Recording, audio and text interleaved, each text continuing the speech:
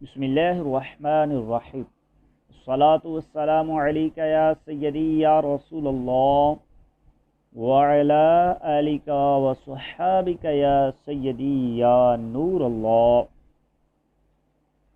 اس مسئلے کے بارے میں سجدے میں کتنی انگلیوں کا زمین پہ لگنا فرض اور کتنی کا واجب ہے۔ اگر امام یا کوئی اور نمازی صرف انگلیوں کے سرے زمین پر لگائے تو نماز کا کیا شرعی حکم ہے؟ الجواب سنیں۔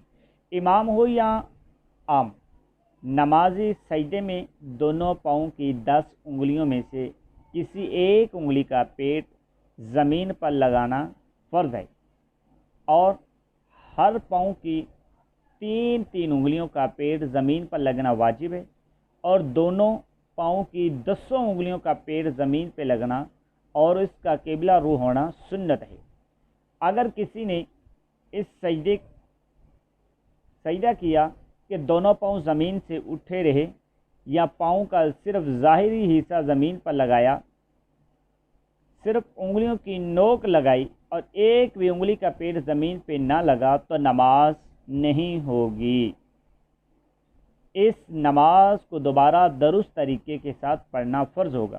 اسی طرح اگر ایک انگلی کا پیڑ تو زمین پر لگایا مگر دونوں پاؤں کی 3 انگلیاں کا پیڑ زمین پہ نہیں لگا تو ترک واجب کی وجہ سے گناہ بھی ہوگا اور نماز واجب الاعادہ ہوگی، یعنی اس نماز کو دہرانا، دوبارہ پڑھنا واجب ہے۔ نیز امام کیونکہ مقتدیوں کی نماز کا ضامن ہوتا ہے، تو جس صورت میں امام کی نماز نہیں ہوگی تو اعادتاً فرض ہوگا، اس صورت میں مقتدیوں کی نماز بھی نہیں ہوگی، ان پر بھی اعادہ فرض ہوگا۔